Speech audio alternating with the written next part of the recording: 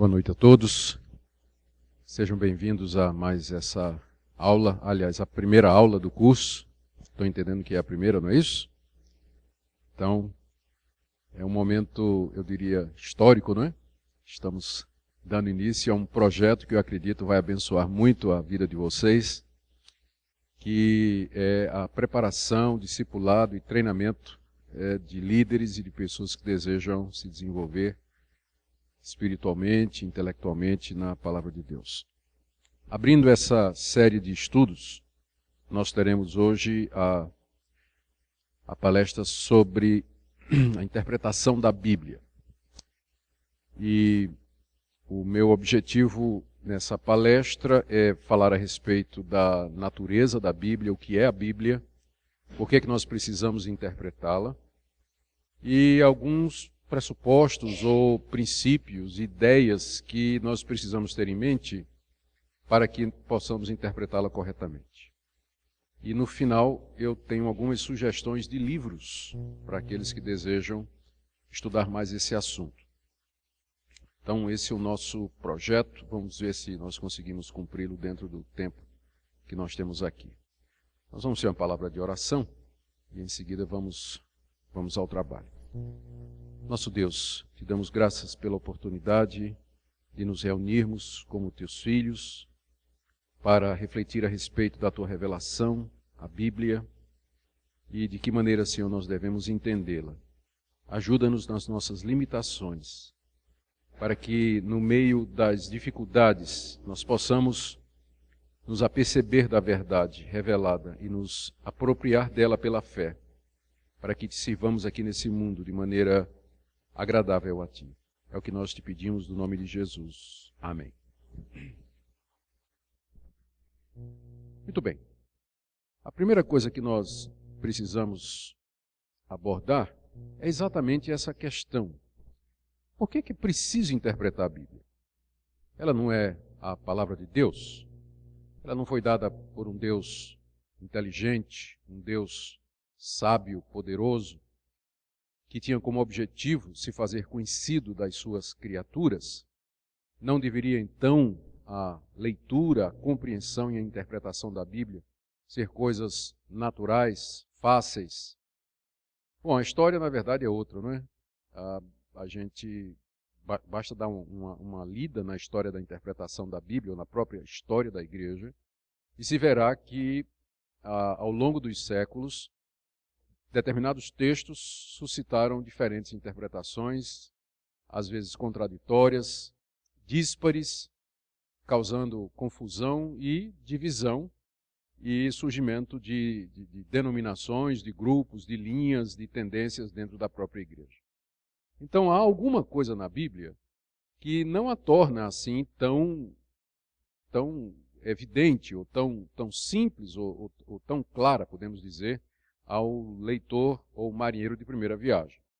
Daí a importância de nós aprendermos um pouco a respeito do que é a Bíblia e da necessidade que nós temos de interpretar. O que é que nós podemos interpretar? A palavra interpretar é a tradução de um verbo grego chamado hermeneu, que derivado do deus grego chamado Hermes.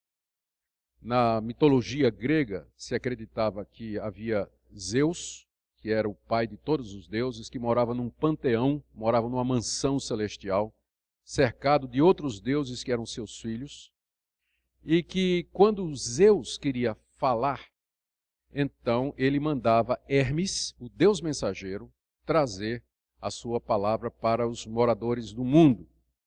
E esse Hermes vinha e falava com uma sacerdotisa que havia na cidade de Delfos. E essa sacerdotisa interpretava para o povo a mensagem trazida pelo deus Hermes. Daí o verbo hermeneu, que significa interpretar ou entender a mensagem trazida pelos deuses, de onde vem a nossa palavra em português, interpretar. Então, interpretar é isso mesmo. Deus nos fala pela sua palavra, mas nós precisamos entender o que ele está dizendo. Daí a importância de nós é estudarmos esse assunto e encará-lo como sendo da maior importância para nós, porque todos nós queremos entender o que é que Deus nos fala através da sua revelação.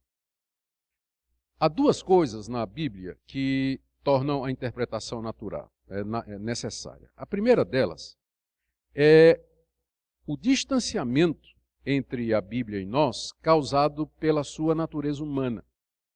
A Bíblia é um livro humano. Ela foi escrita por pessoas como você e eu. Ela foi escrita numa determinada cultura. Ela foi escrita em línguas humanas. Ela foi escrita para responder determinadas perguntas que seres humanos fizeram. Ela foi copiada e preservada por seres humanos. Então, em muitos sentidos, a Bíblia é um livro como qualquer outro livro. E ela está distante de nós, mais do que outros livros, primeiro, pelo aspecto temporal. O primeiro livro da Bíblia talvez tenha sido escrito há 4.000 anos e o último há 2. Então, nós estamos diante de um livro muito antigo. Então, o distanciamento temporal faz com que seja necessário que a gente, ao ler a Bíblia, se lembre que está lendo um livro que tem 2.000 anos de idade. Não é a revista Veja, que saiu sábado, ou o jornal Estado de São Paulo, que saiu hoje, mas é um livro muito antigo. Além disso, tem o distanciamento contextual. A Bíblia foi produzida em culturas e contextos que não existem mais. Ela foi produzida basicamente no Antigo Oriente, em regiões habitadas por povos e por culturas que já desapareceram e foram substituídas por outras. E todo mundo sabe que quando alguém escreve alguma coisa, ele acaba refletindo a sua situação, o seu contexto, o pensamento da época, a visão de mundo da época. E isso está agora distante de nós, porque a cultura e o contexto em que a Bíblia foi produzida já são muito diferentes do Brasil moderno do século XXI. Além disso, em terceiro lugar, nós temos o distanciamento linguístico. A Bíblia foi escrita em hebraico, aramaico e grego.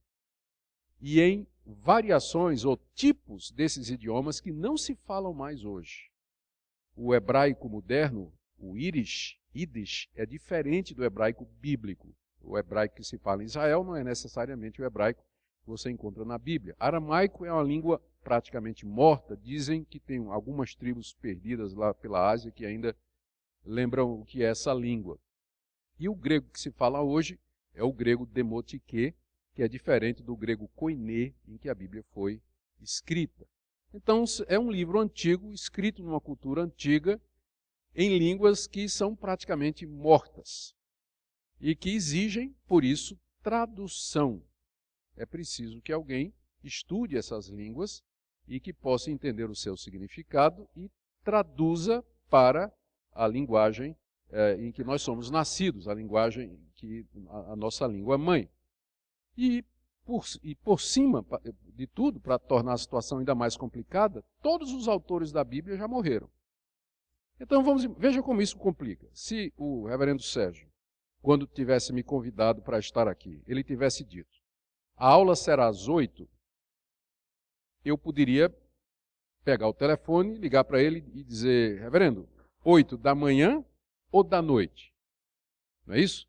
Mas eu não posso pegar o telefone, ligar para o apóstolo Paulo e perguntar para ele o que é que ele quis dizer a respeito do batismo pelos mortos. Não posso perguntar para Paulo o que é que ele quis dizer com isso. Então, a morte dos autores faz com que nós nos força a tentar entender o significado e o sentido que eles tinham em mente quando escreveram o que escreveram. Então, o fato da Bíblia ser um livro humano torna a interpretação necessária. É um livro humano, no sentido de que foi produzido por seres humanos que já morreram, em línguas praticamente mortas, em contextos que não mais existem e num tempo muito distante de nós. Então, para vencer a distância que nos separa da Bíblia, é que vem a ponte da interpretação. É isso, a tarefa do intérprete. É exatamente lançar uma ponte sobre esse abismo temporal, cultural, linguístico que nos separa da revelação de Deus. Mas tem outra coisa. A Bíblia não é somente um livro humano. Mas ela é um livro, não um livro divino, porque aí daria a ideia de que tem outros, mas ela é o livro. Ela é o livro de Deus, ela é a palavra de Deus. Então, se num certo sentido a Bíblia deve ser lida como qualquer outro livro, porque ela é humana, ela também deve ser lida como nenhum outro livro, porque ela é a palavra de Deus, característica que nenhum outro livro tem. E porque ela é a palavra de Deus, o distanciamento aumenta. Porque o que você encontra na Escritura é uma distância natural entre o Criador e a criatura. O que você tem na Bíblia é o supremo Criador, um Deus onipotente, onipresente, onisciente, eterno, imortal, invisível, imutável no seu ser, sabedoria, excelências, poderes e atributos, tentando falar com criaturas mortais, frágeis, passageiras, humanas, de carne, que não são oniscientes, onipotentes, nem onipresentes, que o conhecimento que tem é interpretado pelas suas próprias experiências. Então, o fato da Bíblia ser a palavra de Deus em si já estabelece mais uma distância. E o pior, segundo lugar, é que essa distância ela é acentuada pelo fato de que nós somos não somente criaturas, mas criaturas caídas, manchadas pelo pecado. O pecado não somente nos atacou moralmente, mas ele também nos limita epistemologicamente. A nossa capacidade de entender, de ser coerentes, a nossa lógica, o nosso raciocínio, a nossa capacidade, tudo isso também foi afetado pelo pecado. E por isso, a situação então é essa: criaturas limitadas e caídas, tentando entender a revelação de um Deus santo, justo, poderoso, bom, eterno, invisível, imortal, e por aí vai. Então, isso também exige de nós outra coisa. Se, por um lado, o distanciamento do lado humano da Bíblia exige a interpretação, ou seja, eu vou ter que estudar, vou ter que conhecer história, vou ter que conhecer grego, hebraico e aramaico, eu vou ter que ler arqueologia, eu vou ter que entender gramática, eu vou ter que entender literatura.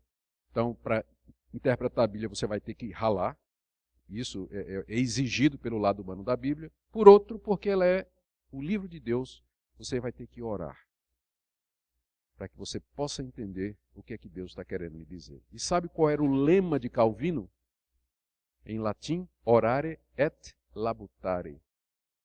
Orar e labutar. Era assim que ele resumia a tarefa do intérprete. O intérprete ele tem que orar, porque a Bíblia é um livro divino, ele tem que entrar em contato com o autor último da Bíblia e pedir orientação, e tem que labutar, ralar, não é? Uma expressão moderna, nos livros, para ele poder entender a voz de Deus através dos idiomas, do contexto da história em que a Bíblia nos foi escrita. Então, é por isso que a interpretação é necessária. Nós não podemos exagerar o distanciamento a ponto de dizer que somente estudiosos, exegetas e especialistas em grego, hebraico e aramaico são capazes de entender a Bíblia. Não. Deus de tal maneira misericordiosamente se revelou na Escritura que qualquer pessoa no uso ordinário dos meios comuns, ela pode, lendo a Bíblia, entender a sua mensagem principal. Certamente ela ficará limitada à medida que ela vai lendo e querendo interpretar e entender toda a Escritura. Ela terá muito mais chance se ela tiver esse conhecimento contextual, que não precisa ser de um perito, mas pelo menos um conhecimento geral a respeito da história da Bíblia, das culturas hebraica, grega, da história daquela época, enfim. Coisas que vão auxiliar, sem dúvida, na interpretação da Escritura. E também, por outro lado, não vamos pensar que, porque a Bíblia é um livro divino, que basta você orar e abrir a Bíblia e você vai entender tudo.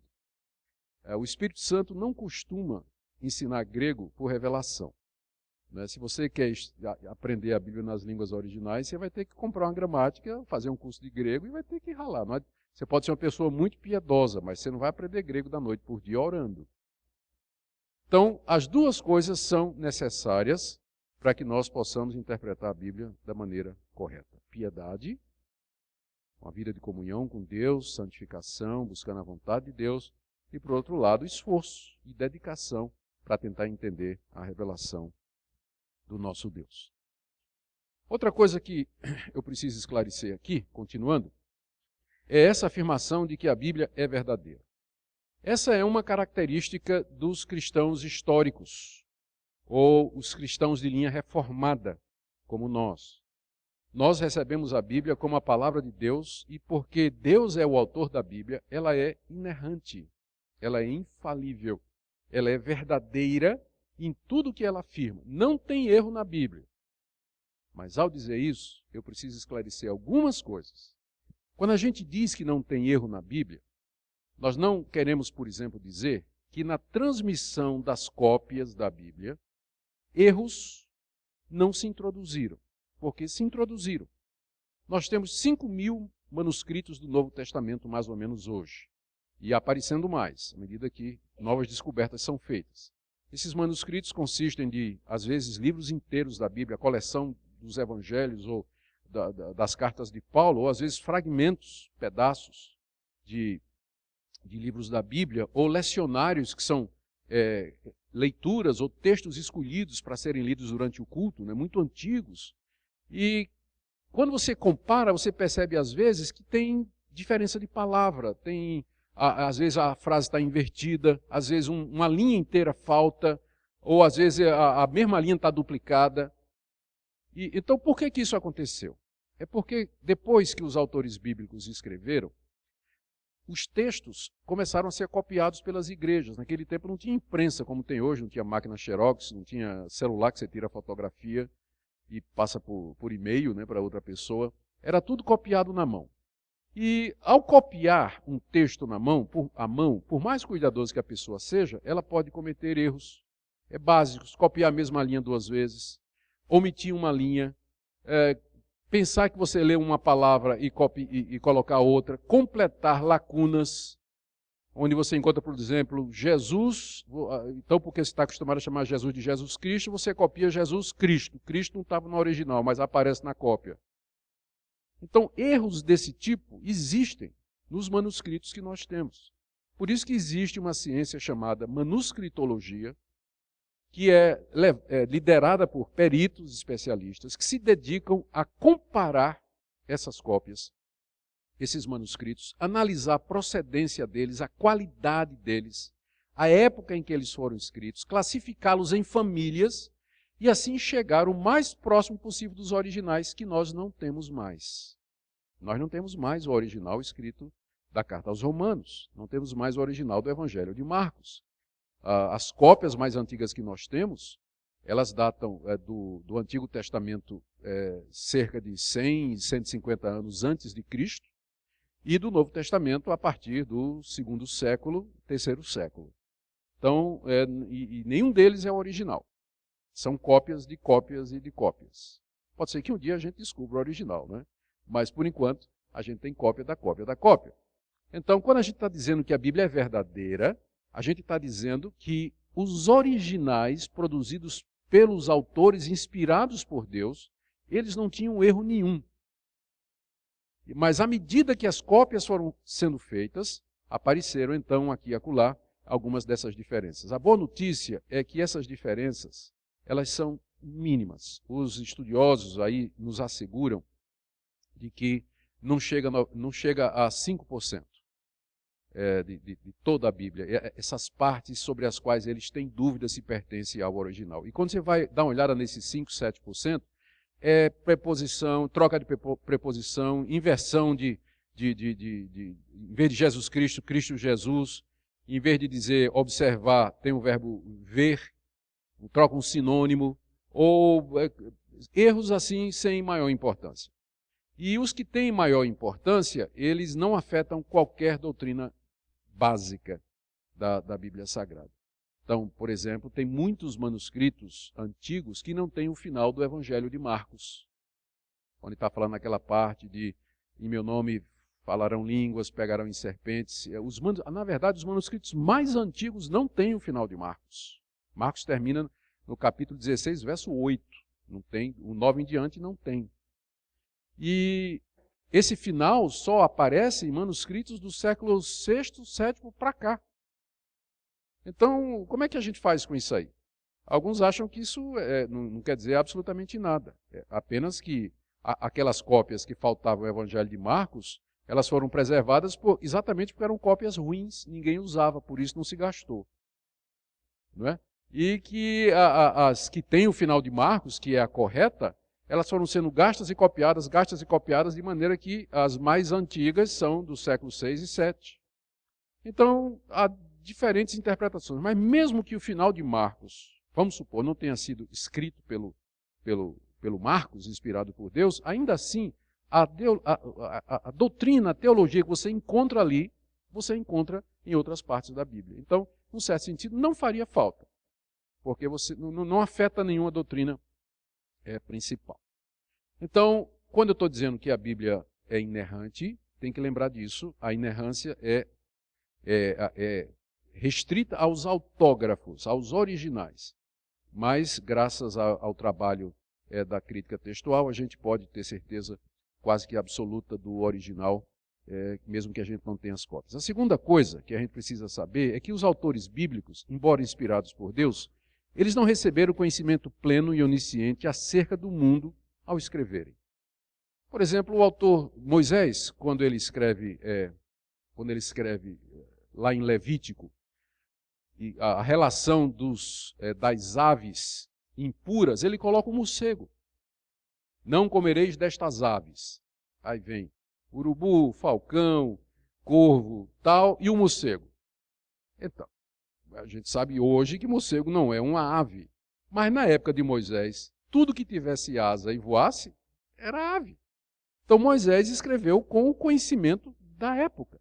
O Espírito Santo não deu a ele um conhecimento taxonômico de zoologia, que seria desenvolvido depois, uma classificação científica que viria depois.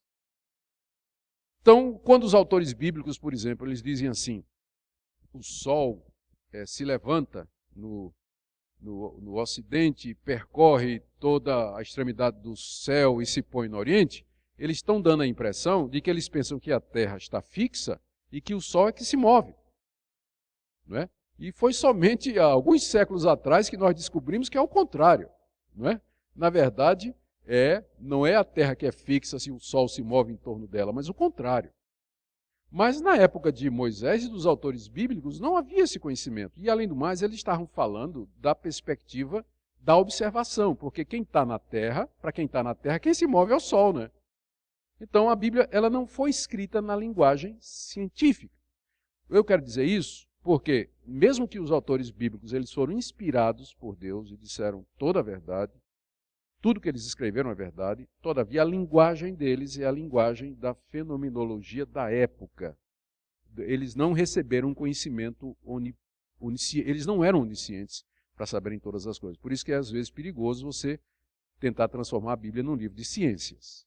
Porque a Bíblia não é um livro de ciências nesse sentido, embora ela nos dê informações corretas a respeito do mundo, de Deus, da criação e do seu funcionamento.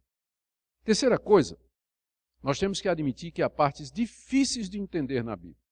Há partes que são claras, fáceis. Qualquer pessoa, sem qualquer conhecimento maior, com facilidade dará interpretação de passagens como, por exemplo, Deus amou o mundo de tal maneira que deu o seu Filho unigênito para que todo aquele que nele crê não pereça, mas tenha vida eterna. Ninguém precisa ser um especialista para ler aquilo ali e entender o que é que está sendo dito. Mas há partes da Bíblia que são, de fato, difíceis de interpretar. Por exemplo, os evangelhos. Há relatos que aparecem no Evangelho de Marcos e que são bem diferentes no Evangelho de Mateus e de Lucas. A história de Jesus entrando na cidade de Jericó, em que ele encontra um cego, e o cego fica pedindo para ser curado, segue Jesus, e Jesus cura o cego e despede o cego. Mas o outro evangelho diz que eram 2 cegos, e não um. E o outro evangelho diz que ele curou o cego na saída da cidade, e não na entrada. E como é que a gente faz com isso aí? Então, como é que a gente harmoniza isso aí? Então, essa é uma questão que a gente tem que tentar achar uma explicação. Tipo assim, eram 2 cegos, mas um é que falava. né? Então, por isso, um evangelista disse que era um só, porque o outro estava lá, mas quietinho no lugar dele. E o cego começou a gritar quando Jesus entrou na cidade. E ficou gritando o tempo todo. Quando Jesus estava saindo da cidade, Jesus curou. Então, um evangelista disse que foi na entrada, porque foi lá que começou, e o outro disse que foi na saída, que foi lá que terminou o processo, né? Então, depende de como você olha a história, não é verdade? Então, e como essa, tem muitas outras coisas que precisa a gente dar uma olhada, comparar e tentar entender porque é que, às vezes, entre os evangelhos, os relatos não batem ou não parecem bater, ou a cronologia do Antigo Testamento, determinados números, genealogias. Por exemplo, em Mateus, a genealogia de Jesus é completamente diferente da genealogia que você tem em Lucas. Como é isso? Então, há uma resposta mais evidente, né, que a de Lucas é a genealogia de Jesus por parte de mãe, e a de Mateus, a genealogia de Jesus por parte de pai. É razoável. Não explica tudo, mas é uma hipótese bastante razoável. Então, o fato de que tem partes da Bíblia que são difíceis não quer dizer que há erros ou contradições na Bíblia. Significa apenas que nós não temos informações suficientes para entender o que esse livro de 2000 anos de idade, escrito numa outra cultura, por pessoas que já morreram, em línguas que já morreram, o que é que esse texto quer dizer. Faz parte das dificuldades inerentes à Bíblia. A boa notícia é que todas as grandes verdades centrais da Bíblia são claríssimas em várias partes da Escritura. Não numa só, mas em várias partes da Escritura, e por isso nos tranquiliza. A outra coisa que eu quero dizer, outra coisa que eu preciso explicar é o seguinte: quando eu digo que a Bíblia é verdadeira, é infalível, inerrante, não estou dizendo que as traduções são inerrantes. Porque a gente tem que lembrar, quando abre a nossa Bíblia, que nós estamos lendo a Bíblia em português. A Bíblia não foi escrita em português. Você está lendo a tradução que foi feita de um texto hebraico, grego e aramaico. Então, nenhuma tradução ela consegue captar e transmitir com exatidão todas as nuances da língua original para a língua receptora. Isso é fato sabido e conhecido. Então, por isso, tem que lembrar desse aspecto. O que é que isso vai nos obrigar a fazer? Vai nos obrigar a estudar, não é? Vai nos obrigar a gente fazer comparações, pegar mais outras traduções, ver onde é que elas divergem e tentar entender por que elas são diferentes, para poder chegar. Eu vou falar mais sobre isso daqui a pouco. Mas eu quis dizer isso porque, às vezes, a gente olha para a Bíblia sem se aperceber da sua natureza e das dificuldades que estão envolvidas no processo de leitura e compreensão. E é por isso que tem tanta interpretação fajuta, né, da Bíblia, errada, não é? Porque às vezes a pessoa se pega num ponto ou numa palavra, quando na verdade aquela palavra é apenas uma possível, é uma das várias que são possíveis como tradução de uma palavra no original, não é? E por aí vai. Mas eu não quero desanimar vocês, eu estou aqui exatamente para falar sobre a interpretação da Bíblia, né? Deixa eu falar um pouquinho aqui a respeito da obra do Espírito Santo na interpretação. Isso aqui é uma parte muito importante porque, como eu disse, nós estamos lidando com a revelação de Deus. E Deus nos deu o seu Espírito exatamente para que nós pudéssemos compreender a sua revelação. Nós dizemos que há 3 fases da obra do Espírito Santo no que respeita à feitura da Bíblia e a interpretação da mesma. Na primeira fase, que é a fase de revelação, Deus, pelo seu Espírito, se revelou aos autores bíblicos, sob a forma de sonhos, de visões, manifestações, teofanias, e de várias outras maneiras, como o autor de Hebreus nos diz. Deus outrora falou de muitas maneiras, muitas vezes aos nossos pais. O Espírito Santo, então, é através dele que Deus revelou às pessoas que ele escolheu a sua verdade. Por exemplo, um dia ele apareceu ao profeta Isaías. Ele se revelou ao profeta Isaías. Isaías teve uma visão em que Deus estava sentado no alto sublime trono. O Espírito de Deus. O próprio o profeta Ezequiel, o tempo todo está dizendo: o Espírito de Deus me tomou e me levou para. O Espírito de Deus me tomou e me levou para. Então, na primeira fase, o Espírito Santo revelou aos autores da Bíblia a vontade de Deus de diversas maneiras. Na segunda, ele inspirou esses autores na hora que eles foram registrar as revelações. E a inspiração é aquela supervisão do Espírito Santo na mente do autor humano, de tal maneira que ele ficou preservado de errar.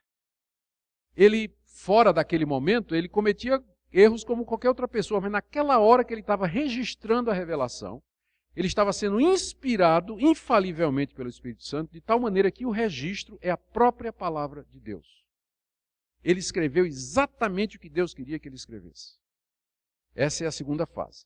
E a terceira fase consiste agora em o Espírito Santo me iluminar meu entendimento, para que eu possa entender aquilo que inspiradamente está registrado e que é fruto da revelação. Então, é nesse sentido, por exemplo, que nós reformados dizemos que não tem mais revelação, porque essa foi a primeira fase do Espírito Santo. Revelar a verdade de Deus a escritores que, inspirados, registraram essa revelação. O que nós queremos agora, o que nós precisamos agora, não é nem de revelação e nem de inspiração, porque nenhum de nós vai escrever Bíblia. O que nós precisamos é de iluminação, que o Espírito Santo ilumine o nosso entendimento, clareie a nossa mente, abra os nossos olhos para que nós compreendamos a revelação de Deus que já está na Bíblia. Então o Espírito Santo tem um papel preponderante e crucial no processo de interpretação. É preciso, embora muito de interpretação seja um processo mecânico, nada mais é do que a aplicação de regras, de gramática, de contexto, de lógica e tudo mais, todavia, porque a Bíblia é a palavra de Deus, é imprescindível que nós sejamos guiados nesse processo pelo Espírito Santo para chegarmos ao conhecimento salvador daquilo que a Bíblia nos diz. Eu quero fazer uma ressalva aqui. Eu não estou dizendo que se todos nós formos guiados pelo Espírito Santo, todos nós chegaremos às mesmas conclusões. A história da igreja está aí para provar que isso não é verdade. Você vai encontrar homens de Deus, como por exemplo John Wesley e George Whitefield, que eram homens de Deus, usados por Deus, ganharam almas para Cristo, eram homens piedosos, homens de oração, mas que divergiam profundamente quando chegava no ponto que era a questão da predestinação. Um não batia com o outro. Não conseguiam... Então, o fato de que você vai ser guiado por Deus não quer dizer que você sempre vai ter a interpretação certa. Quer dizer que o Espírito Santo vai lhe levar àquela verdade salvadora. Os puritanos falavam a respeito disso, dizendo que a iluminação que o Espírito Santo nos dá é para uma compreensão salvadora da Bíblia. Deixa eu mostrar como isso funciona. Se eu pegar João 3,16 e der a um ateu e pedir que ele interprete, ele vai pegar e vai dizer assim, bom, aqui está dizendo, Deus amou o mundo.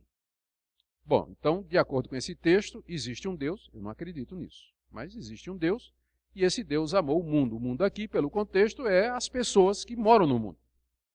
E diz aqui, de tal maneira que deu o seu filho. Bom, de acordo com esse texto, está dizendo que esse Deus tem um filho que é Jesus Cristo. Eu não acredito nisso, mas é isso que o texto está dizendo. Então, o ateu, ele vai entender o texto, gramaticalmente, literariamente. Mas no fim ele vai dizer, isso não tem nada para mim, eu não acredito nisso. A compreensão salvadora é que você não somente entendeu aquela mensagem, mas você diz assim, ele me amou e ele morreu por mim. Essa palavra é para mim, Deus está falando comigo. É isso que o Espírito Santo faz. Ele não vai lhe ensinar gramática, não vai lhe ensinar arqueologia nem história. Mas ele vai usar o que há de verdade no seu entendimento para guiar você a uma compreensão salvadora e levá-lo a Jesus. De qualquer forma, sob a liderança do Espírito, estudando, labutando, nós temos mais chance de chegar à compreensão correta do que é que esse livro maravilhoso nos quer dizer. Uma coisa que é muito importante na interpretação é você admitir que ninguém consegue fazer interpretação no vazio. Colocando de outra maneira, as nossas experiências, as nossas crenças, Aquilo que nós somos, a nossa constituição, essas coisas funcionam como um óculos através do qual você enxerga a realidade. Todo mundo olha para a realidade com óculos. Não existe uma leitura nua, não há, como dizem, bruta facta, fatos brutos. Todos são interpretados. Então não existe uma leitura neutra de nada, nem na ciência. Os cientistas não são neutros como eles querem, às vezes, parecer.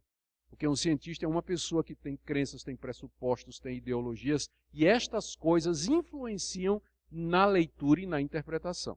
Na verdade, se eu estiver usando um óculos amarelo, com lente amarela, eu vou ver tudo amarelo. Se eu estiver usando um com lente rosa, eu vou ver tudo rosa. Então, as lentes, elas influenciam o enxergar da realidade. Então, eu estou usando essa metáfora para dizer que na interpretação, aquilo que você acredita vai fazer a diferença. E essa é a razão pela qual há tantas diferentes interpretações. Não é que o texto seja difícil às vezes, mas é por causa dos pressupostos, das crenças e das convicções das pessoas, que fazem com que elas leiam de uma maneira diferente. A igreja chamada reformada, ou que nós nos consideramos como, na verdade, aquela linha que vem desde a época de... Já é muita pretensão, mas todo mundo pretende isso, então a gente também, né? Então nós entendemos que nós estamos... Esse tipo de coisa que eu vou dizer agora, ela vem sendo feito desde a época de Jesus. O verdadeiro cristianismo, ele tem alguns pressupostos, algumas convicções que formam as lentes pelas quais nós enxergamos o mundo e a própria Bíblia. Primeiro, que Deus existe. Existe um Deus. Por que isso é importante para você entender a Bíblia? Porque se você achar que Deus não existe, a Bíblia é um livro humano como outro qualquer. Ele é um livro de religião, escrito por pessoas movidas pelo espírito religioso, mas não tem nada de sobrenatural. Portanto, ele não é autoritativo. Ele não pode ter autoridade sobre mim. O meu pensamento e minha ideia é igual à da Bíblia, se não existe um Deus. Ou se existe um Deus, mas esse Deus é um Deus que está distante, ele não se envolve com a raça humana. É a mesma coisa. Esse livro, então, não pode ser resultado da intervenção dele.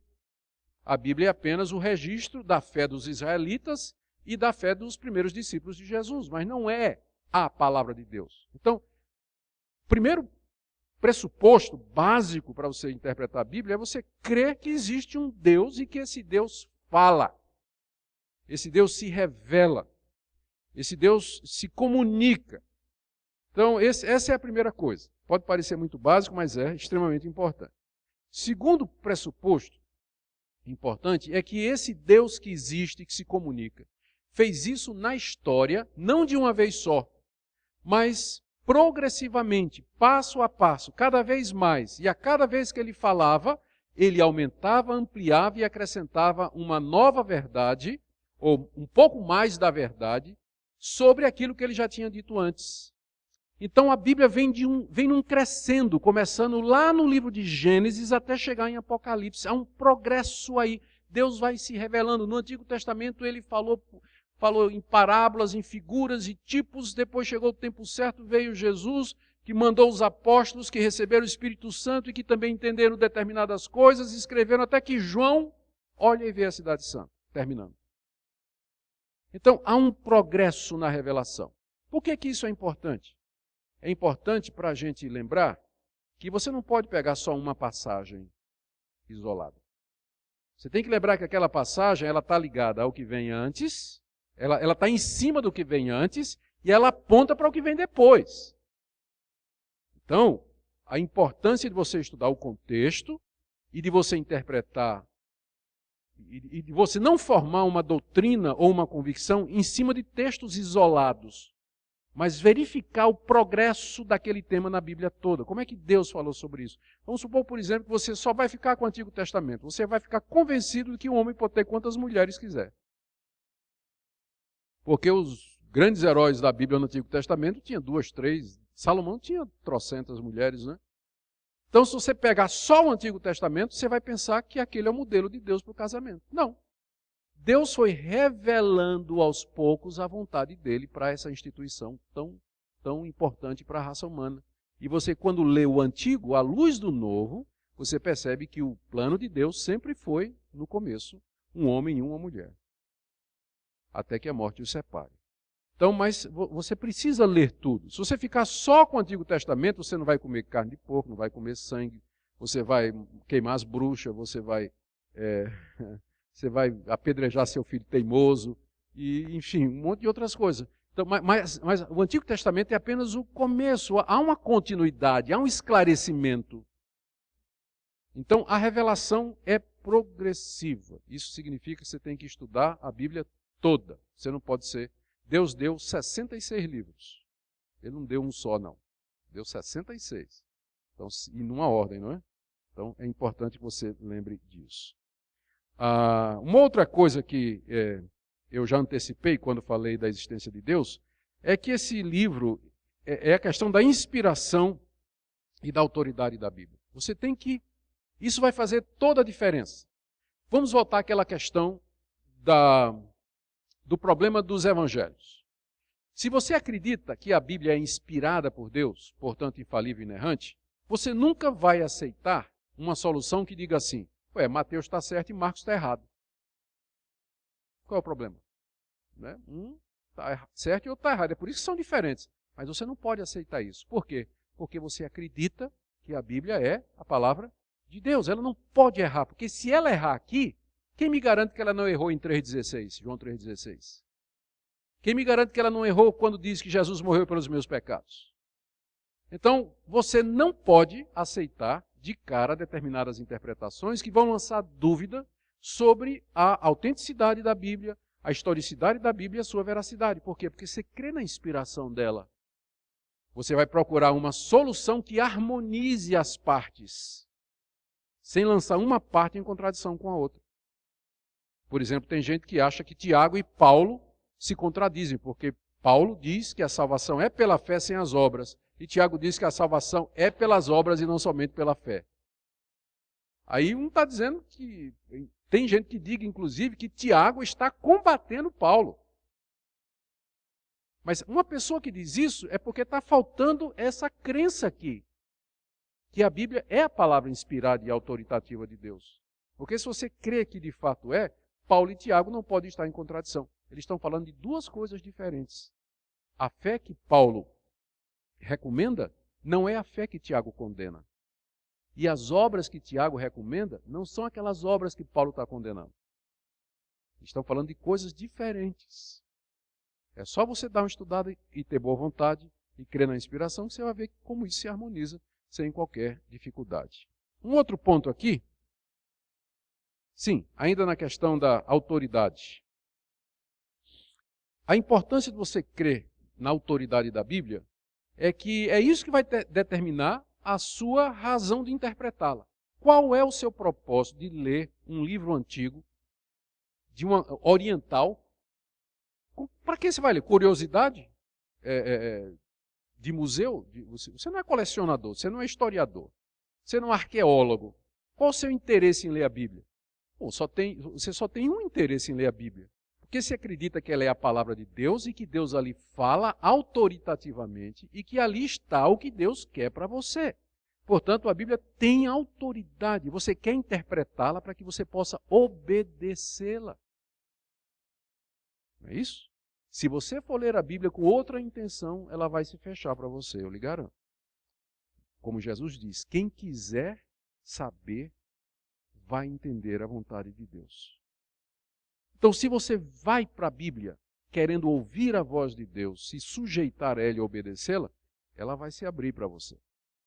Mas se seu interesse é apenas uma curiosidade, satisfazer perguntas que você, na verdade, não pretende nem obedecer, qualquer que seja a resposta, não vale, garanto a você que não vale a pena. Tem livro mais interessante para você ler. Tá? Tem muita coisa mais interessante para você ler do que esse livro velho. Mas se para você é a palavra de Deus, então isso vai fazer toda a diferença. Outro ponto aqui é o que a gente chama da história da redenção. História da redenção é o nome que a gente dá ao tema da Bíblia. Quando você pega um livro, um romance ou alguma coisa, ele tem um enredo, não tem? O enredo é uma sequência histórica de atos e de eventos que vão acontecendo, criando uma determinada tensão, provocando uma determinada reação até um desenlace. Esse é o que se chama de enredo. É o roteiro de um livro, de um romance, de um filme de ficção, um filme policial, um livro policial e assim por diante. Então a pergunta é, qual é o roteiro da Bíblia? Qual é o assunto da Bíblia? Qual é o tema da Bíblia? E a resposta é essa. A Bíblia é o registro dos atos salvadores de Deus na história. É isso que é a Bíblia. Ela documenta, ela historia os atos desse Deus eterno realizados na história no seu propósito de salvar pecadores e ter um povo para si. E como ele, para fazer isso, mandou Jesus, seu filho, para ser o executor desse projeto. O livro começa com a queda da humanidade e termina com a glória de Deus, com a redenção dessa humanidade. A Bíblia registra todos os atos que Deus fez. Expulsar o homem do paraíso, fazer promessas, mandar matar animal e dizer que aquilo representava o Salvador, fazer milagres, mandar profetas, por fim mandar o seu próprio filho. Então todos os atos, as ações e atitudes de Deus para a salvação do homem estão registrados na Bíblia. Esse é o grande tema da Bíblia e por isso que nós dizemos que Cristo é o centro da Bíblia. O alvo da Bíblia, portanto, já que é o registro dos atos salvadores de Deus, é nos apresentar Jesus Cristo. No Antigo Testamento ele estava em figuras, no Novo ele aparece claramente. E os apóstolos nos explicam quem ele é. Então, se você tem isso em mente, quando você for ler a Bíblia, você vai lembrar disso. Eu estou lendo aqui um livro histórico que está registrando história da redenção, história da salvação. Não é um livro qualquer, mas é um livro muito especial. Isso vai fazer toda a diferença na hora de você interpretar. E por último, aqui, um outro ponto que eu queria deixar para você, é que o cânon é o número de livros da Bíblia. Ele está fechado. Isso é importante. Deus se revelou, mandou escrever, e o que Deus quis que fosse escrito e preservado, a igreja, através da providência de Deus, reconheceu e fechou. São os 66 livros que compõem a Bíblia. Nós não reconhecemos outros como sendo inspirados, apesar de que a Igreja Católica fale dos deuterocanônicos, dos apócrifos, dos pseudepígrafos. Algumas pessoas às vezes chegam para mim e dizem assim, mas por que você não aceita o Evangelho de Tomé? Só aceita o Evangelho de Mateus, Marcos, Lucas e João. Minha resposta é a seguinte, você já leu o Evangelho de Tomé? Não. Leia, depois venha falar comigo. A pessoa lê e depois volta e diz, é mesmo. Que diferença. Então, você quer saber por que a gente não aceita o Evangelho de Tomé, o Evangelho de Judas, o Evangelho do Nazareno, o Evangelho de Nicodemos, meu xará? Você quer saber o Evangelho da infância de Jesus? Compre, tem para vender, e leia. Tem na internet, gratuitamente aí. É só baixar em português. E você vai ver porque que a igreja nunca aceitou esses evangelhos. Você vai ver a diferença. Não precisa dizer mais nada. Leia e você vai ver. Então, está fechado o cânon. Não tem novas revelações, não tem novos livros. Deus não está fazendo mais aquela fase de revelação. Está acabado, fechado. Isso é importante para nós, por quê? Porque quando eu for ler Mateus, eu sei que eu posso procurar lá em Isaías ajuda para entender Mateus. Entende? O cânon, ele delimita o contexto da Bíblia, aonde eu posso procurar ajuda. Eu não vou ler o Evangelho de Tomé para tentar entender o Evangelho de Mateus. Eu não vou tentar entender o Apocalipse de Baruque, eu não vou ler o Apocalipse de Baruque para tentar entender o Apocalipse de João. Então, o contexto literário da Bíblia são os 66 livros, e é lá que eu vou procurar ajuda para entender. Ali é o todo que compõe, ali é o todo através do qual eu vou tentar entender as partes. Para você ter uma ideia de como isso é importante, acaba de ser lançado nos Estados Unidos um livro intitulado Um Novo Testamento para os Dias de Hoje. Eles pegaram o Novo Testamento e acrescentaram 10 livros apócrifos e publicaram como se fosse uma Bíblia, dizendo que esses livros aí, estranhos que eu falei, eles têm a mesma autoridade do Mateus, Marcos, Lucas e João. Então, por isso que essa questão do cânon é importante. Né? Por isso que eu não vou procurar ajuda em Macabeus para poder entender o livro de Atos. Bom, a delimitação do cânon é muito importante. Uma outra coisa aqui. Deixa eu falar aqui, deixa eu meter medo aqui um pouquinho sobre a questão das línguas originais. As línguas, eu não estou dizendo a heresia, né, bobagem, de que somente quem lê grego, hebraico e aramaico é que pode entender a Bíblia corretamente. Não. Mas eu quero, pelo menos, mostrar a vocês a importância disso. Uma vez eu fui receber, me pediram para receber no aeroporto um pregador americano muito famoso, que era conhecido porque ele fazia pouco dos estudos acadêmicos, não gostava de seminário, de teologia, era um grande plantador de igreja, um grande evangelista. E caiu que eu tive que apanhá-lo no aeroporto, ele veio visitar o Brasil, a convite da igreja presbiteriana, e eu fui buscá-lo no aeroporto. Já faleceu essa pessoa, inclusive. E então, entramos no carro e tudo, ele começou a conversar, começou a perguntar o que é que eu fazia. Eu disse, não, eu sou professor de teologia. Ele disse, professor de teologia? Você ensina o quê? Eu digo, interpretação bíblica, Novo Testamento. Ele disse, eu acho isso uma perda de tempo. Nós podíamos estar ganhando alma e podíamos estar aí evangelizando o mundo e fica aí esses estudiosos estudando essas coisas e tudo mais. Eu perguntei, a sua Bíblia é em que língua? Ele disse, em inglês. E eu disse, o senhor lê grego? Ele disse, não. O senhor lê hebraico? Eu disse, não. O senhor lê aramaico? Não. Então o senhor está cuspindo no prato que o senhor come. Porque para o senhor ler inglês, alguém teve que ralar para aprender grego, hebraico e aramaico e traduzir para o senhor hoje poder evangelizar. Não precisa dizer que a conversa acabou ali no carro, né? Ele ficou lá fechado. Não. Deus não chama todo mundo para fazer isso. Mas Ele precisa chamar gente da sua igreja para se dedicar a estudar, a pesquisar e para dar ao povo de Deus, com fidelidade, a revelação de Deus na sua própria língua. Às vezes, a tradução de uma Bíblia, das línguas originais para uma língua nativa, demora 10 anos ou mais, 15 anos. Os primeiros missionários, sem os recursos que hoje têm, levaram às vezes 20 anos para traduzir a Bíblia toda para línguas nativas, nas quais não havia qualquer porção da palavra de Deus. Hoje em dia é bem mais rápido, né, com os recursos que se tem. Mas não podemos desprezar a importância das línguas originais. Deixe-me aqui. Eu diria a você o seguinte, você diz assim, mas pastor, eu não conheço o grego e hebraico. Não. Eu dou uma sugestão para você. Tem boas Bíblias que têm comentários, são Bíblias anotadas, e eu sugiro, por exemplo, a vocês a Bíblia de Genebra.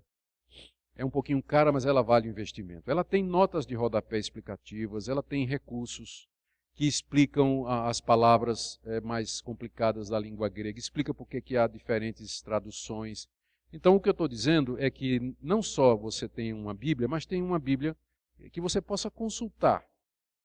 Comentários bíblicos ajudam muito, porque são anotações feitas por esses estudiosos que passaram a vida toda estudando. E se você quiser mesmo entrar, por exemplo, na língua do grego, eu vou depois na indicação bibliográfica sugerir a você um livro para autodidata. Você aprende grego sozinho. Eu tenho o maior medo disso, mas tudo bem. Tá certo? Foi inclusive escrito pelo meu sogro nesse livro. Diga.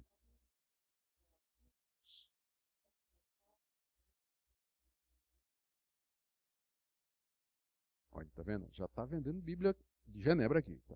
40% de desconto, é só falar com ela depois. Se tiver uma grande quantidade, né? Grande quantidade é o quê? 3, 4? De 5 para cima. Se vier outra coisa junto, ganha os 40 também. Então, tá ficando boa a coisa, tá? Eu vou dar depois aqui uma bibliografia e, de repente, né, quem tiver interesse, ela consegue um bom desconto. Mas as línguas originais, elas são, de fato, elas fazem alguma diferença para nós. Deixa eu só dar um exemplo para vocês que me ocorreu agora.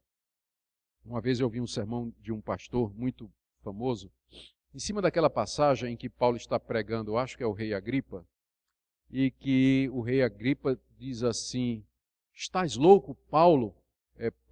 Não, ele diz assim, Paulo, por pouco me convences a me tornar cristão. É Agripa, não é isso? Agripa ouviu a pregação de Paulo e disse, por pouco você me persuade a me tornar cristão. E esse grande pregador fez um grande sermão em cima disso. E o título é O Quase Cristão. O pecador que fica, não é, persuadido e influenciado e faltou esse tiquinho para ele se tornar cristão. Só que, na verdade, o que o texto original está trazendo, e a culpa não é do pregador, é que ele não consultou o original. O texto original, da verdade, é um deboche. Agripa está dizendo assim, você acha que com tão pouco você me persuade a me tornar cristão? Para você ver a diferença, compare, por exemplo, a Almeida com a NVI. Uma diz de um jeito e outra diz do outro. E a Bíblia, na linguagem de hoje, você vai ver que as três divergem a respeito disso. Então não era importante ele ter dado uma olhada no original? Não é porque é uma palavra difícil, é uma construção difícil no original, e os tradutores tiveram que fazer uma decisão. Um achou que a Agripa estava quase convencido, e o outro achou que a Agripa estava debochando, porque as duas interpretações são possíveis gramaticalmente. Eu, pessoalmente, acho que a Agripa estava debochando, dizendo a Paulo assim, você acha que com tão pouco você me convence a me tornar cristão? Não é? Que, se não me engano, é a NVI, ou a Bíblia na linguagem de hoje, que segue essa interpretação. Só para mostrar a importância dele ter, pelo menos, consultado, né, uma outra tradução ou o original grego, antes de construir um sermão muito bonito, mas no texto provavelmente errado. Né? E aqui entra realmente a questão da avaliação das traduções. Já que a gente não vai estudar grego, nem hebraico, nem nada, a solução é a gente depender das traduções. E ainda bem, embora muita gente ache que é muito ruim, mas na verdade eu acho muito bom que nós tenhamos muitas traduções boas na língua portuguesa. Porque, diante do quadro que eu acabei de falar para vocês, esse número grande de traduções vai facilitar o nosso trabalho de fazer comparação. Quando a gente vai avaliar a tradução, a gente tem que levar em consideração algumas coisas. A primeira delas é a recomendação do pastor. Pastor, qual é a melhor tradução? Tal. Obrigado. Pronto. Resolvido o assunto, né? Mas se você não quiser usar esse recurso, aqui tem algumas dicas a respeito de como você pode avaliar as traduções. Primeira é a identidade e capacidade de tradutores. Primeira regra número 1, desconfie de traduções que foi feita por uma pessoa só. Não é bom. As melhores traduções são aquelas feitas por uma equipe. E é óbvio a razão. Não é? Porque se você está fazendo uma tradução sozinho, se você errar, você não vai ter ninguém para dizer, olha, não é bem assim. Mas as grandes traduções, como as grandes sociedades bíblicas do mundo todo, e tem várias, elas nunca entregam a tradução de um texto a uma pessoa só. Elas formam uma equipe de gente especialista nas línguas originais, especialista em literatura, em arqueologia, história, em todas as ciências, em hermenêutica, em filologia, todas as disciplinas e ciências que estão relacionadas com o trabalho de tradução. E essas equipes trabalham anos a fio. Eu fui convidado, representando a nossa denominação, a pedido do presidente do Supremo Concílio, eu fui representando a IPB numa reunião na Sociedade Bíblica do Brasil, porque a Sociedade Bíblica do Brasil, e lá estava representante dos metodistas, luteranos, enfim, de todas as grandes denominações históricas, estavam todos lá. E aí o presidente da Sociedade Bíblica do Brasil, junto com a equipe, disse, nós estamos chamando vocês aqui porque nós queremos saber a opinião de vocês sobre a possibilidade da gente fazer algumas mudanças na Almeida atualizada, que é a Bíblia mais vendida do Brasil, a mais querida do Brasil. É que a última revisão dela foi em 85. E já se passaram muitos anos e o português, a língua portuguesa já mudou.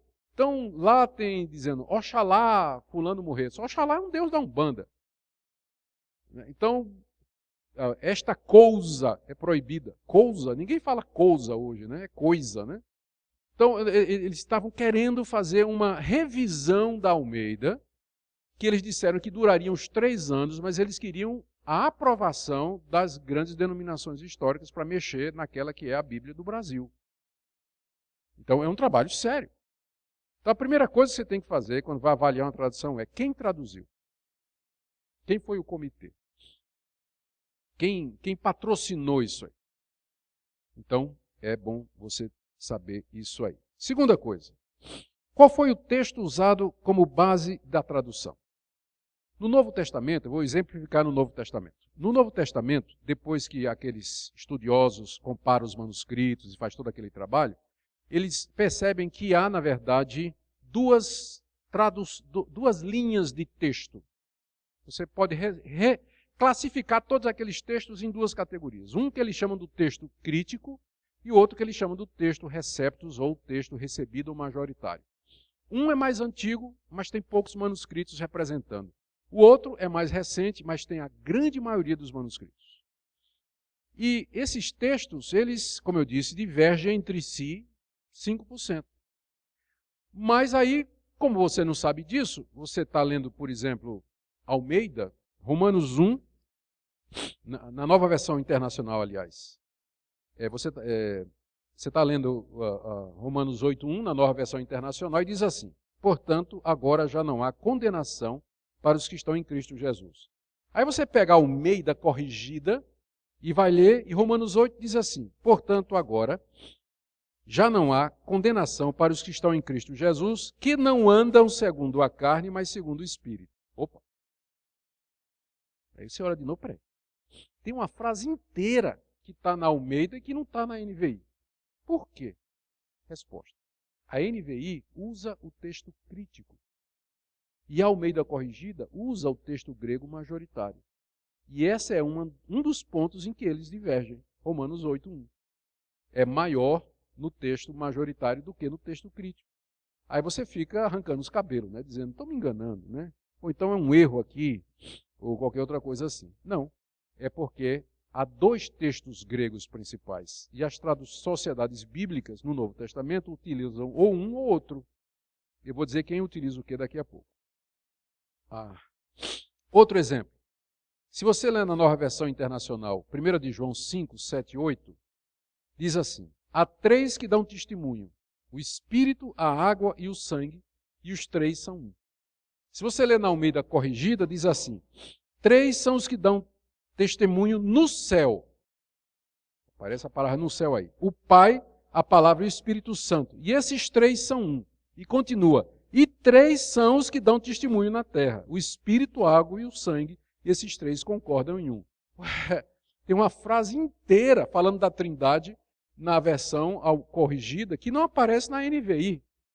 Por quê? A resposta é aquela que eu já dei. O texto crítico não tem a segunda parte que fala da Trindade, enquanto que o texto majoritário tem. Então, como uma segue um texto e a outra segue o outro, então, quando eles traduziram, essas diferenças aparecem. Então, antes de você arrancar os cabelos, a melhor coisa é você ter as duas, comparar e perguntar por que é que às vezes está diferente. E a resposta vai ser, quase sempre, que reflete uma diferença no manuscrito original, que não é importante porque a doutrina da Trindade, por exemplo, não depende dessa passagem, né? Para a gente provar a doutrina da Trindade, tem centenas de outros textos na Bíblia que nos falam a respeito disso. A terceira coisa, gente, eu estou com a impressão de que quando sair daqui você vai jogar sua Bíblia fora, né? Nunca mais eu quero interpretar a Bíblia. O alvo não é esse. O alvo é tornar você um leitor avisado, né? Consciente do que é que você está fazendo, tá? Para que você possa interpretar a Bíblia corretamente. A terceira coisa que você tem que levar em consideração é a filosofia da tradução empregada. Existem basicamente duas filosofias de tradução. A primeira delas é chamada equivalência formal. A equivalência formal é o método de tradução em que você traduz palavra por palavra, literalmente. Por exemplo, lá em Filipenses, Paulo diz assim, no grego. Uma tradução formal do grego diz assim: amai-vos uns aos outros com entranhas de afeição. A palavra entranhas é a palavra grega splagna, que significa tripa. Então, Paulo está dizendo, literalmente, Vocês amem-se com aquelas emoções que vêm das tripas. Então, uma tradução formal, como por exemplo a Almeida Revista e Corrigida e a Trinitariana, diz isso: amai-vos com entranháveis, de entranha, com entranháveis afetos. Mas se você pensa assim, mas o que é entranhável? Por que é entranhável afeto? Bem, é porque naquela época os gregos pensavam que as emoções estavam nas tripas. E é lógico, porque qual é a primeira parte afetada quando você tem medo? É a tripa, né? Rapaz, deu um frio na barriga. Até hoje a gente diz isso. Né? Então, mas a mentalidade moderna diz que os sentimentos estão no coração. Por isso que a NVI traduz assim: amai-vos de coração. É uma equivalência dinâmica. Ela fez a pergunta: qual é o equivalente em português àquilo que foi dito em grego? E, em vez de traduzir palavra por palavra, ela traduz conceito por conceito. Então, às vezes, a pessoa pergunta, diz assim: a melhor tradução é a literal. Não. Lá no Salmo, Davi diz assim: eu louvo a Deus porque ele ungiu o meu chifre. Está lá. Por quê? Porque a palavra para poder em hebraico é a palavra chifre, por causa da alusão ao boi, que é um animal poderoso.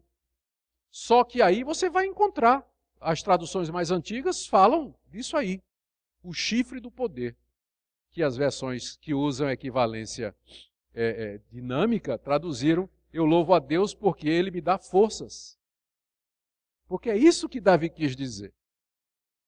Então, tem dois tipos de tradução. Então, quem é que usa a tradução mais literal? A Almeida Corrigida, a Trinitariana, parece, se não me engano, a Almeida Fiel. Eles seguem mais assim a linha, querer seguir mais próximo do original, o que nem sempre é bom. E a Bíblia na linguagem de hoje, por exemplo, ela já abusa da equivalência dinâmica, porque ela é quase que uma paráfrase, ela reescreve a Bíblia toda, e nesse sentido vai também a mensagem, se não me engano, do Eugene Peterson, que é tão popular por aí, né?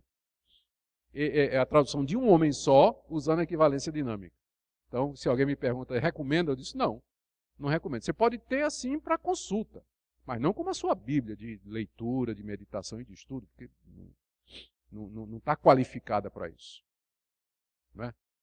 Então, não sei quem de vocês aí o escândalo que causou na internet, a chamada Bíblia Freestyle, de um tal de Ariovaldo Júnior, que pegou a Bíblia traduzindo, Jesus dizendo assim: ó, cara, qual é a tua, mano? Para com isso, bicho.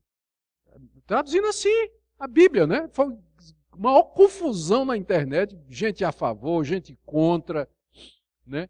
Mas se você usar essa regra que eu estou dizendo aqui, quem é que traduziu? E qual foi o texto que ele usou? Para dizer a verdade, ele nem traduziu do grego, né? Ele pegou em português e adaptou. Não é nem uma tradução aquilo ali. Aquilo eu não sei nem o que é. Não vou dizer o que é que eu penso, não. Tudo bom. Tá? Então, as versões mais respeitadas do Brasil, as traduções, elas procuram ficar no meio desses dois extremos, equivalência formal e equivalência dinâmica, como, por exemplo, Almeida e NVI.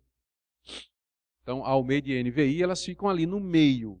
A NVI puxando um pouquinho mais para equivalência dinâmica e a Almeida atualizada ainda um pouquinho no lado formal.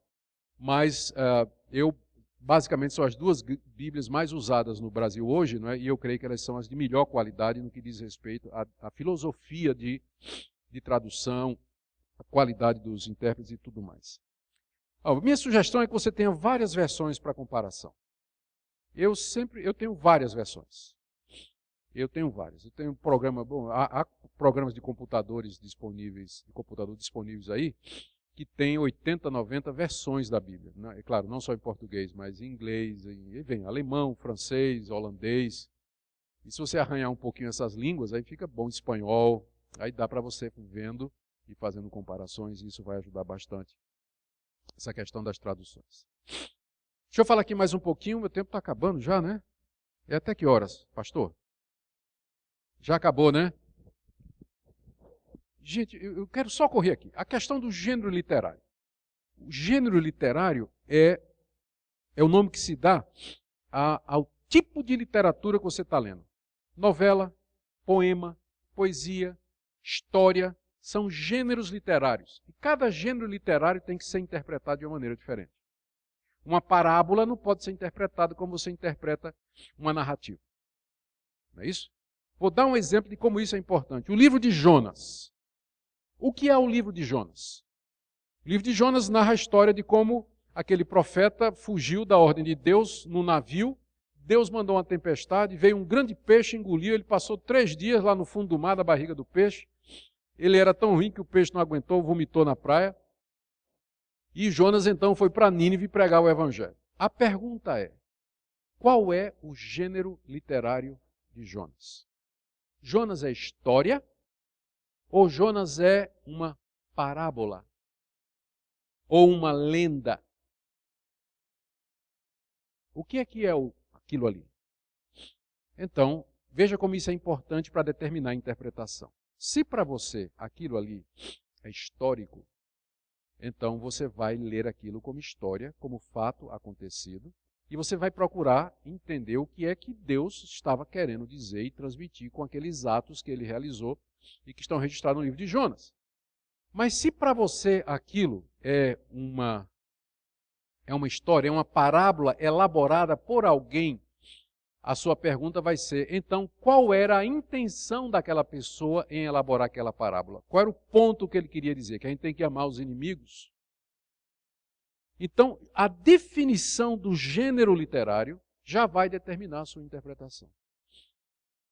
E você faz isso todo dia. Quando você abre o correio, você recebe vários gêneros literários. Você recebe uma conta, que é o que vem mais, né? Conta. Você recebe propaganda, você recebe uma carta de amor da sua esposa e você recebe o jornal. Você não vai, se você lê a carta de amor da sua esposa como você lê a conta, não é? Ou vice-versa. Não é isso? Então você de cara, quando você bate os olhos, isso aqui é uma conta. Não é isso? Quando você vai ler uma carta, você bate os olhos, isso aqui é uma carta, e aquilo já orienta a sua interpretação. Por isso que é importante, quando você está lendo a Bíblia, você perguntar, o que é isso que eu estou lendo? O relato de Gênesis, Gênesis 1, 2 e 3. Deus criou o mundo em 6 dias. Aquilo é história ou aquilo é lenda, mito fundante? A determinação vai fazer toda a diferença na interpretação. Eu creio que é história. Jesus acreditava que era. Ele cita várias vezes como sendo história. Então eu fico com Jesus. Certo? Mas a determinação vai ser fundamental para a interpretação do texto. Deixa-me falar de outra coisa aqui. Só mais um ponto. Então, terminando, regras básicas. Note aí. Primeira, lembre quando você for interpretar que a mensagem central da Bíblia é a revelação de Deus em Jesus Cristo. Aquilo que nós chamamos de história da redenção. É importante, quando você está lendo um livro, você ter uma ideia do que é que o livro está falando. Não é isso? Se você for ler um livro de geografia pensando que ele é um livro de física, não vai fazer sentido. Mas então você tem que entender o que é que você está lendo. Você está lendo a revelação inspirada, registrada dos atos salvadores de Deus na história, da qual Jesus Cristo é o centro. Segunda regra, a melhor intérprete da Bíblia é a Bíblia. Você está lendo, por exemplo, Lucas e diz assim, bem-aventurados os pobres, porque deles é o reino dos céus. Aí você diz, puxa, Jesus está dizendo que todo pobre vai para o céu. Mas peraí, como é que Mateus diz isso? Mateus diz, bem-aventurados os pobres de espírito. Ah, entendi. Mateus me ajuda a entender Lucas. Que tipo de pobreza Jesus está se referindo?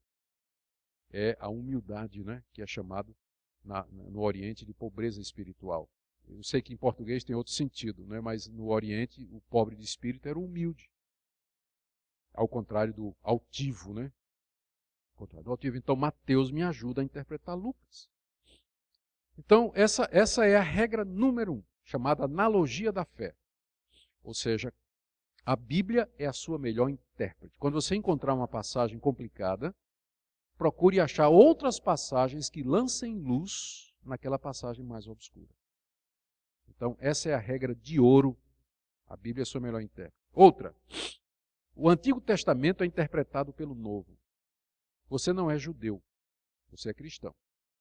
E se você é cristão, significa que você lê o Antigo Testamento à luz do Novo. Você interpreta o Antigo à luz do Novo. O Novo funciona como um filtro para se entender. Então, fazendo isso, por exemplo, uma regra básica é: tudo aquilo que está no Antigo Testamento e que não é confirmado do Novo, passou. O que está no Antigo Testamento e não está confirmado no Novo, passou. Não é válido mais para nós hoje. E aí você já vai deixar de fora um monte de coisa, né?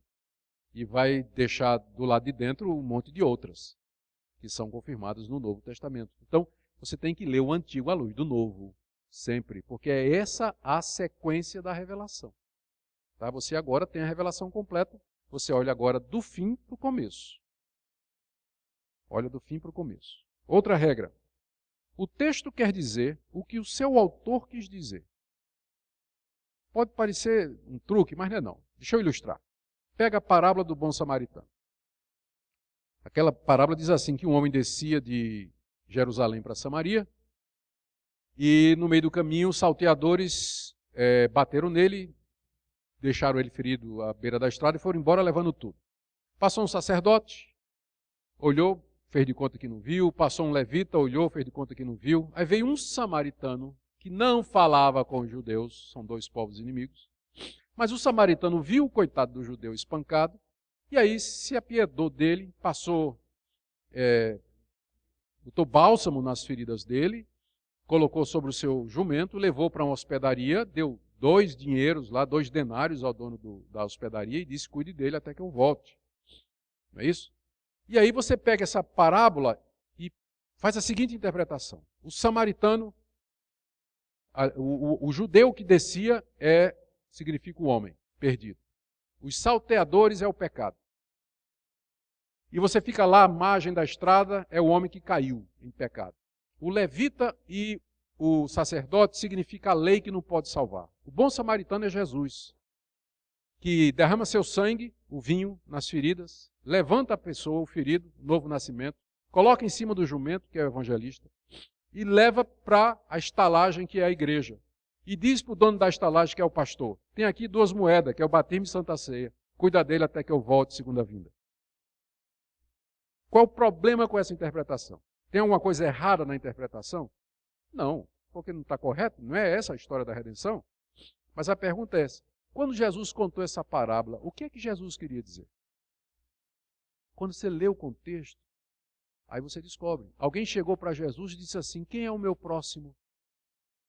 E Jesus então contou essa história para explicar que meu próximo é quem precisa de mim, ainda que seja o meu inimigo. É esse o sentido. O texto quer dizer o que Jesus quis dizer. Você não pode pegar a parábola do bom samaritano e dar outro sentido. Você está violando a intenção do autor. Está distorcendo. Não foi isso que Jesus quis dizer. Mas você vai encontrar pastor pregando no bom samaritano sobre isso. Já teve gente que pregou sobre a mãe do filho pródigo? Já ouviu falar? A mãe do filho pródigo. Ela nem aparece na história, mas o cara deduz. Primeiro tinha uma mãe, claro que tinha uma mãe, né?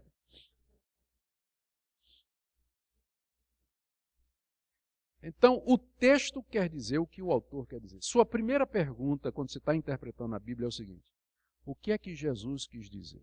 O que é que Paulo quis dizer? Você não pode dar interpretações diferentes diferente da intenção do autor do texto, porque você mesmo não gostaria se alguém fizesse isso com uma coisa que você escrevesse, não é verdade? Você às vezes coloca uma coisa na internet, no Facebook, no Twitter, e alguém distorce as suas palavras. Você fica brabo, não fica? Epa, não foi isso que eu estou dizendo, não. Como é que você acha que Deus se sente quando você faz a mesma coisa com a Bíblia, né? Então, o texto quer dizer o que o autor quis dizer. E para você saber o que o autor quis dizer, você tem que ler, você tem que estudar, perceber pelo contexto, a sequência do pensamento, ligar as coisas e você vai saber o que é que ele quis dizer. E aqui isso me leva ao segundo ponto. O sentido natural deve ser preferido ao figurado. As pessoas têm uma tendência muito grande de interpretar a Bíblia figuradamente, espiritualmente, fazer alegorias, quando às vezes o sentido é simples. O sentido é aquilo, o sentido óbvio. Não tem nada além do texto que não esteja contido nas palavras. O sentido está contido nas palavras. Não existe uma verdade por trás do texto, um sentido oculto que só os eruditos e os capazes poderiam descobrir. Como aconteceu muito na Idade Média, quando a Igreja Católica começou a criar doutrinas, então apareceram os intérpretes que começavam a dar interpretações figuradas para a Bíblia, surgiu a famosa quadriga. A quadriga dizia que cada passagem bíblica tinha 4 sentidos. O natural, que era o bruto, que estava na cara. Depois o anagógico, que era uma lição moral. Depois o cristológico, que apontava para Cristo.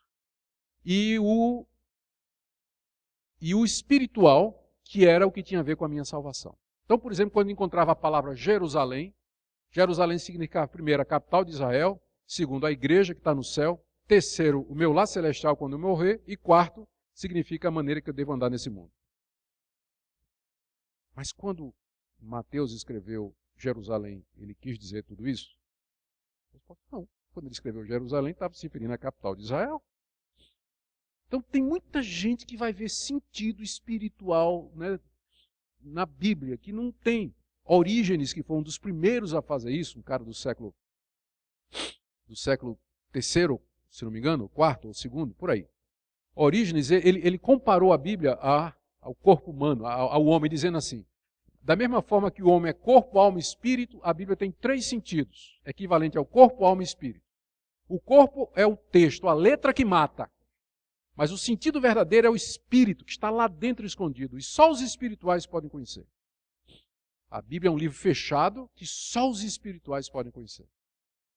Você às vezes vê, o pastor prega, né, uma mensagem, e chega lá na saída a ovelhinha: pastor, que coisa maravilhosa, eu nunca vi isso na Bíblia. Não viu porque não está lá, né? O pastor foi buscar não sei onde, aquilo ali, não está lá. Então, já me aconteceu de alguém me dizer isso: pastor, eu nunca vi isso na Bíblia. Eu sei. Então, prefira o sentido natural. O sentido primário é o sentido natural, lógico, óbvio, literal do texto.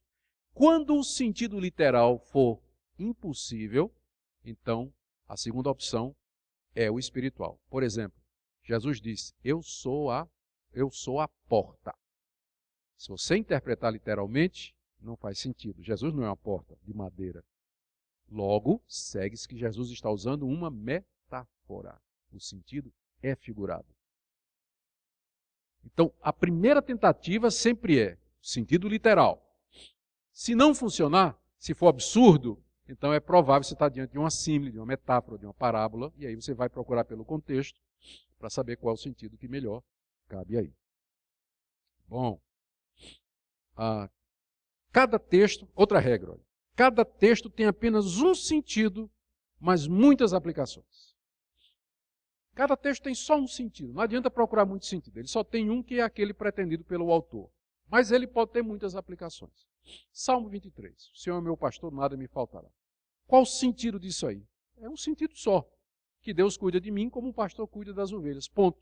Mas esse texto pode ser aplicado quando eu estou doente, quando eu estou desempregado, quando eu estou numa crise, quando eu estou me sentindo sozinho. Ele tem muitas aplicações, mas são derivações ou extensões do sentido, o único sentido do texto. É porque as pessoas acham que a Bíblia tem muitas... Não vê o pessoal dizendo isso? Não, a Bíblia tem muitas interpretações, você pode interpretar de qualquer maneira. Peraí, como interpretar de qualquer maneira? Você queria que alguém fizesse isso com o seu contrato de trabalho, lá na sua empresa? Seu chefe dissesse: tem muitas interpretações, vou diminuir o teu salário. Você queria? Mas por que? Não quer, né? Mas quando chega na Bíblia, né, cada um quer interpretado de qualquer jeito. É por isso que tem essa confusão aí. Porque tem algumas regrinhas simples, né, que eu estou dizendo aqui, que nos ajudam. E por fim, gente, todo texto deve ser entendido à luz de seu contexto. O contexto é o que vem antes e o que vem depois. Tem um contexto imediato, que são os versículos que estão antes e depois. Tem um contexto mais remoto, que é o capítulo todo, e às vezes o livro todo. Melhor coisa é você estudar livros inteiros da Bíblia. Estude livros inteiros. Lembra aquelas caixinhas de promessa? Vocês lembram daquela caixinha de promessa? Misericórdia. Eu me lembro da caixinha de promessa. É uma caixinha bonitinha, cheia de versículos, assim, aqueles cartõezinhos. E o crente de manhã, todo dia, ele puxava um versículo, né? Até ajudava, né? Mas tudo bem. Mas o problema é que aqueles versículos, eles foram tirados do contexto. E eu me lembro da história de alguém que puxou um versículo que estava assim: um ao outro ajudou e ao seu companheiro disse, esforça-te. E virou até lema de campanha da SAF, eu me lembro. Né? É um texto de Isaías. Só que quando você vai ler o contexto, é um idólatra dizendo para o outro, vamos fazer um ídolo. Um idólatra ao outro ajudou e ao seu companheiro disse, esforça-te, queimemos a madeira, cortemos bem, façamos um ídolo, façamos um Deus. Era só ler o contexto, você vai ver. Que ali não dá para você usar como lema da SAF. Ou de qualquer outra coisa da igreja. Ali é um idólatra dizendo para o outro. Para fazer um Deus. Pela risada eu estou vendo que alguém usou já, né? Então, o contexto é importante. Você lê o texto em porções grandes. Gente, eu termino aqui com indicações bibliográficas. Tá? Olha aí, ó. Um livro bom para quem quiser começar a estudar o Antigo Testamento. Na verdade, são dois. O livro de Arnold, Descobrindo o Antigo Testamento, e de Lassor, Hubbard e Bush. Não é o Bush dos Estados Unidos, não, tá? Introdução ao Antigo Testamento. Ambos são livros muito bons, fáceis de ler, são introduções introdutórias ao Antigo Testamento. Se você quiser o novo, o clássico, muito bom, completo, de gente crente, boa, firme e capaz, é Introdução ao Novo Testamento, de D.A. Carson, Douglas Moo e Leon Morris. 3 estudiosos muito crentes e muito capazes também. Geografia e Arqueologia da Bíblia. Recomendo 2 livros. O primeiro, eu acho que é o melhor, o Panorama do Novo Testamento, do Gundry, e o melhor no Antigo é esse livro de Hill, Panorama do Antigo Testamento. Ele descreve os costumes, arqueologia, história do Antigo Testamento. Isso ajuda você a ler, a entender a vida desses homens. Se você quiser entrar no hebraico, tem uma gramática básica aqui, que é a de Futato, publicada pela Cultura Cristã em 2010. Ela é boa também. Grego, o livro aqui do meu sogro, Francisco Leonardo Schalkwijk, Pequena Gramática de Grego Neotestamentário. É um livro autodidata. Você dá para pegar um pouquinho de grego aí. Hermenêutica, que é a arte da interpretação. Sugiro Princípios de Interpretação Bíblica do Berkhoff. É um livrinho, essa finuria assim, que traz muito do que eu falei aqui. Não foi que Berkhoff copiou de mim, não é? Eu peguei dele. Teologia Bíblica do Antigo Testamento, aqui já é mais profundo, mas é uma interpretação teológica do Antigo Testamento, do Palmer Robertson, O Cristo dos Pactos. Esse livro também dá uma versão muito boa. No Novo Testamento, o melhor ainda é o do George Eldon Ladd. Ele é um batista pré-milenista, mas tirando esse pequeno defeito, a teologia dele é maravilhosa. E Metodologia Exegética, um livro que trata de exegese e interpretação, é o livro de Roy Zuck, A Interpretação Bíblica, Meios de Descobrir a Verdade da Bíblia. É um livro antigo, de 1994, mas continua sendo um livro muito bom. Essas indicações bibliográficas aqui, eu vou fazer o seguinte. Vocês vêm quarta-feira, né? Quarta-feira tem mais? Então, na quarta-feira, vocês terão aqui cópia dessas, não dos livros, mas da indicação, tá certo? Para que vocês, os interessados, possam depois se aprofundar. Muito obrigado pela sua atenção. Nós vamos orar para terminar. E até quarta-feira, né? Se Deus quiser. Você está vendo? Isso aqui é só o começo. Lembra da revelação progressiva? Começa ruim e vai melhorando. Tá? Então, quarta-feira já é uma revelação mais progressiva. Pai querido, obrigado pela tua Bíblia, obrigado pela tua revelação, obrigado pelo Espírito que é o intérprete no nosso coração, obrigado pela igreja, pelos homens que o Senhor levantou através das épocas, que oraram e labutaram para nos dar a Bíblia na nossa língua. Obrigado pelos pastores que nos explicam essa palavra, pelos mestres. Obrigado, ó Deus, pela tecnologia que nos dá tantas possibilidades hoje. Pedimos, ó Deus, que Tu abençoes a Tua palavra aqui no Brasil e que a igreja ame a Tua palavra, queira seguir a Tua palavra e não tradições humanas, pragmatismos, costumes e invenções humanas, mas que a igreja se submeta à Tua revelação. em nome de Jesus. Amém.